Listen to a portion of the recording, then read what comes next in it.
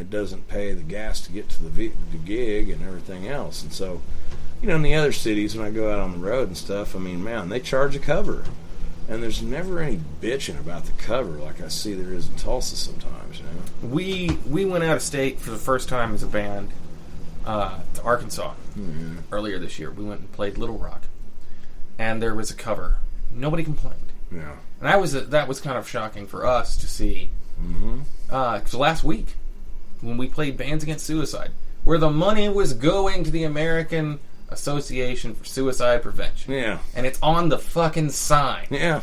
And a group of 10 people threw a fit and walked out when they were asked to pay the $10 cover charge. Yeah, well, I mean, that's the way it goes around here. And it blew my mind. It's like, what'd you guys expect? Like, we don't have a donation bucket. Yeah.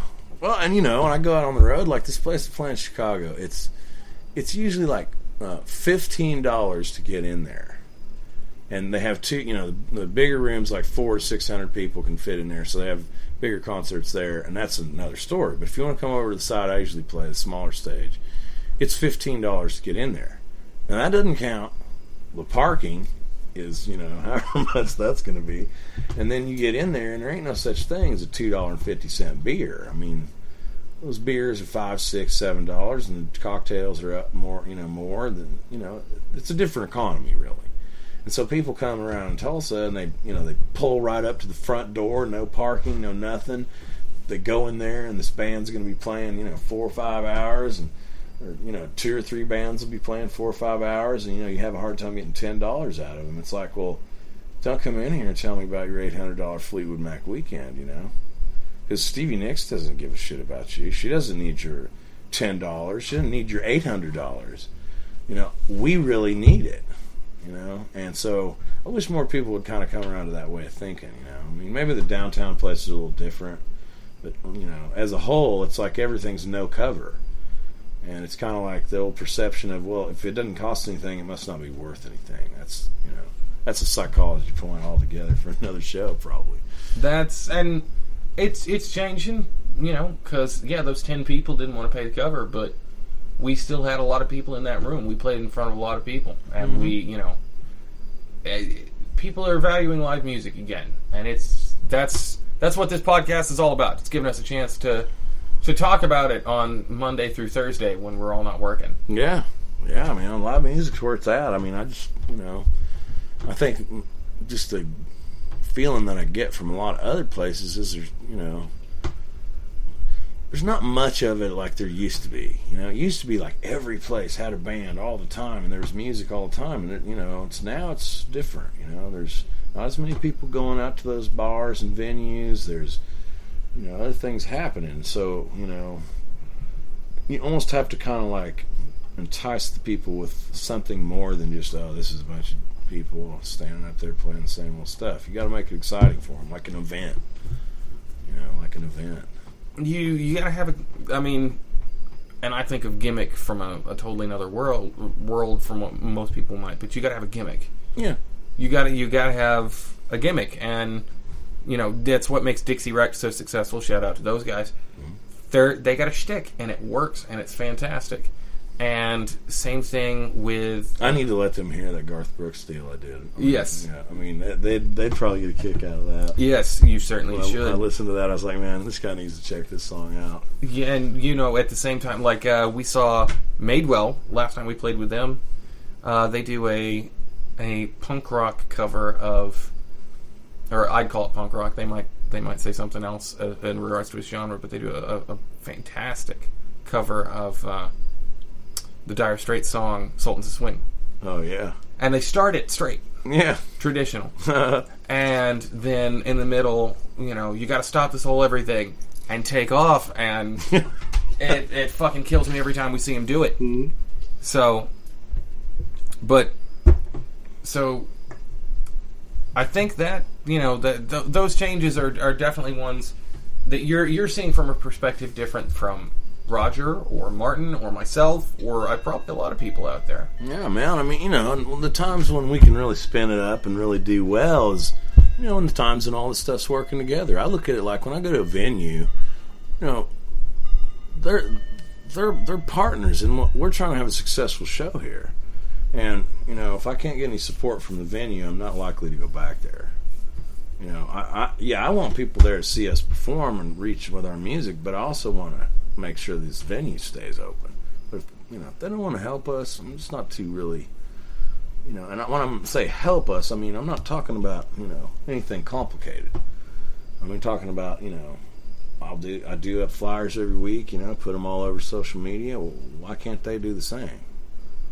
You know, why can't they have a, you know, a presence on there too? You know, if they're really wanting to their business going. I mean, I've been playing for 20 years. A lot of these places only been open for 2 months, you know, and they'll be closed down in another 2 months.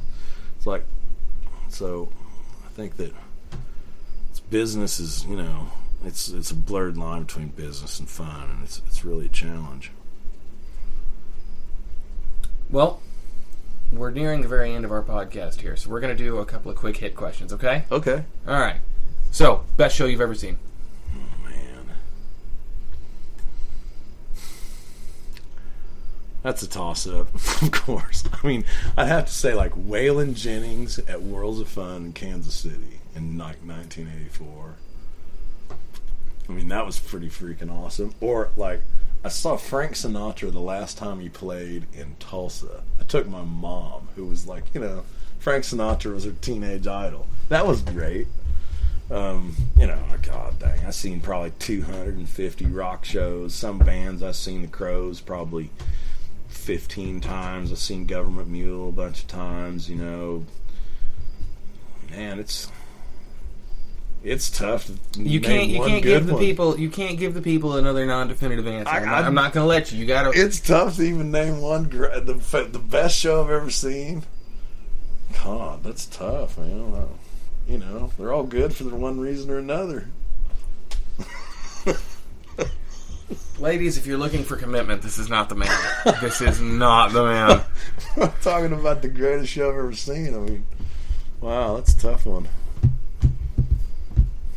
All right, I'll let you think about that, and we'll come back to it in a second. Worst show you've ever seen? Phew. Well, I've seen some doozies, let me say that, you know.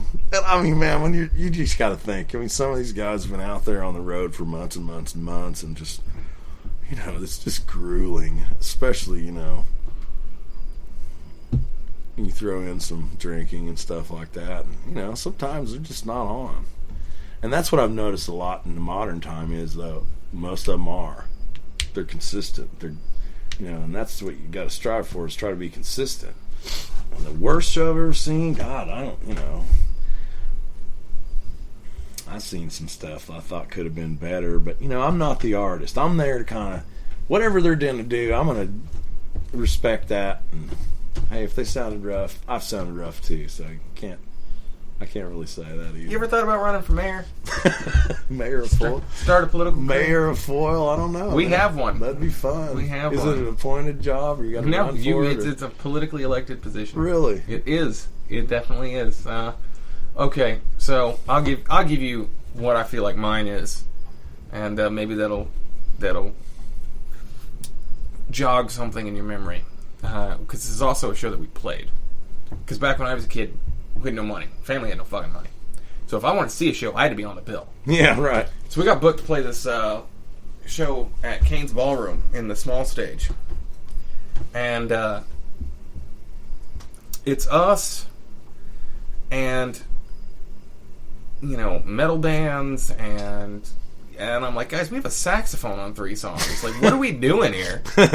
Metal bands and emo bands and shit. And this has been almost 10 years ago now, and it still sticks out like. Was this in the Chronic Soul days? Yes, this was Chronic Soul. Yes, okay. Thank you for reminding everyone of what that was called. And also, thank you everyone for not a single person ever being like, hey, you know that's a drug reference, right? Nobody ever pointed it out to me.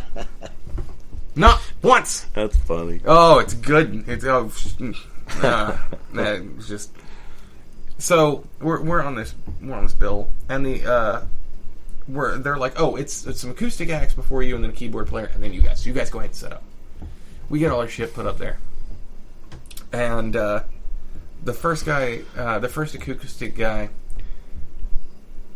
wanted so badly to be John Mayer circa 2002. Like, before we all knew that he was a great blues guitar player and could really, like, hang with, like, Buddy Guy and those guys. Oh, yeah. John Mayer, when he was just, like, the douche with the acoustic guitar and the fucking asshole attitude that everybody fucking hated. Yeah. No, and he was, like, insulting to the female members of the audience, but in that, like, I want you to think I'm cool kind of way. Right. And just barely on key and just... So... And we're like, okay, so, I mean, we're going to look good by comparison, I guess, if this is the way the night's going to go. All right. And then, the next band that gets up there is an acoustic guitar player. It's going to be another acoustic guitar player. And then he's like, well, I got a drummer. And I'm like, well, nobody fucking told us that. Well, can we move your stuff? No. No, you cannot. Well, we're going to have to use your drums. Fine, fuck it, whatever. And they were fine. It wasn't that they couldn't play. But we would find out in the middle of our set that they broke our kick pedal. Oh, no. Which was still, I give mad props to our drummer at the time, Sean Ryan. Our roadie swapped out, and by roadie mean the one friend who, like, knew enough about music to, like, help with this shit. Yeah. Swapped out the pedal in the middle of the song while Sean got up and drummed around the other side of the kit. Didn't miss a beat. So he did great there, but the one that took the cake for us was the worst thing I've ever seen. And I wish I knew who this guy was. I wish I could remember his name, because he was a really good musician. But it was one of those things where that taught me presentation is so much of what you're doing. Sure. Because he got up there and, like, liquid paper white face, shoe polish black hair in his face, long black pleather trench coat, black nail polish, like studded wristband, studded belt, trip pants, combat boots. And I'm like, if that's your thing, cool. Live it. That's fine. And then he gets up there, and this is the only line I can remember. But I remember being awestruck by just how fucking... Because he'd play these beautiful piano lines. Yeah. And then he'd start to play just chords and sing. And... Lie, fucking lie, you die, fucking die, 'cause you lie... And it was like a 4-minute song. And I will be 90 years old and I won't know who my wife is, but I will remember that song. I guarantee it. Well, everybody's got a thing. But it was just, we were just awestruck. The best part about that gig was my parents at the time didn't come to see us a lot. Now they retired, so they go to every gig. But my dad brought his, like, old lady friends from work. And they're these geriatric old women with their, like, short, curly, white hair who look, and they're dressed in their fucking Sunday best because all my dad was like, my son's playing Kane's Ballroom, and they fucking showed up, you know. Last time they went to Kane's Ballroom, before they were married to a dance or something. Yeah, and they're just the whole time, like, I keep looking over my shoulder, and they're just looking at me and then looking at him like, what the fuck did you bring us to? And it was the worst gig I've ever seen, because whoever put it together, well, I don't know why we were there. I don't know who was like, you guys, I want you for that whole... I mean, sometimes some of those real disparate bills can be really interesting.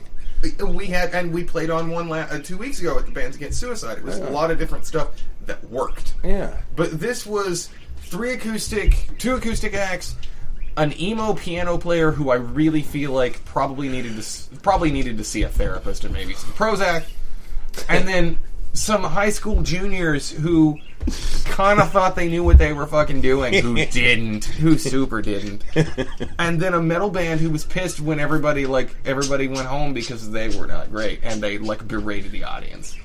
Yeah, performing is another, it's another trick, man. It's another skill, and, like, your power performance. Maybe being able to play your instrument to a certain degree, that's one thing, but being able to perform is a whole nother one. And whether, you try different stuff, you try different things that work for you. I mean, if you look at, like, anybody, like, in the rock arena, I mean, in my generation, Kiss is pretty well the apex of performing. And if, you look at their early attempts, their makeup and their stage costumes, it evolves, and